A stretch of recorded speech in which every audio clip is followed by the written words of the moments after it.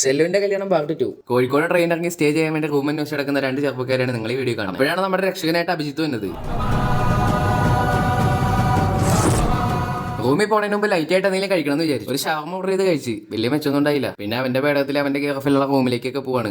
Camera checking ഒന്നും ഇല്ലാത്ത വഴിയൊക്കെ അവൻ അറിയാവുന്നതുകൊണ്ട് നൈസായിട്ട് റൂം എത്തിച്ച്. കൂടെയുള്ള രണ്ടുപേരും കൂടി വരാണ്ട് അവന് മുമ്പ് റൂം എടുത്ത് വെക്കാന്നുള്ള സെറ്റപ്പിൽ ഞങ്ങൾ നേരെ റൂം എടുത്ത് വെച്ചു. അങ്ങനെ നമ്മൾ റൂമിൽ ചെന്ന് ലൈറ്റ് ഇട്ട് കഴിഞ്ഞപ്പോൾ ലൈറ്റ് ഇല്ല. അപ്പൊ ഒരു കാര്യം മനസ്സിലായി,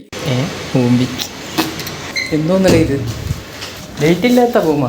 അപ്പോഴാണ് താഴെ പയ്യെ വിളിച്ച് പറഞ്ഞത്, സേട്ടാ പുറത്ത് സ്വിച്ച് ഉണ്ട് അതിടായി. മുറിയിൽ സാധനങ്ങളൊക്കെ വെച്ച് വേറൊരു കൂട്ടാനെ കാണാൻ വേണ്ടി പുറത്തേക്ക് ഇറങ്ങിയത്. അതിന്റെ കൂടെ റഹ്മത്തിന്ന് ബിരിയാണി വാങ്ങി നമ്മൾ റൂമെത്തി വെയിറ്റ് ചെയ്ത് തുടങ്ങി. ഇനി ഒരാളും കൂടി വരാനുണ്ട്. അണ്ണം പിന്നെ ലേറ്റ് ആയിട്ട് വന്നാലും ലേറ്റസ്റ്റ് ആയിട്ട് വരില്ല, അതുകൊണ്ട് കുഴപ്പമില്ല. അങ്ങനത്തെ ഒരാളാ.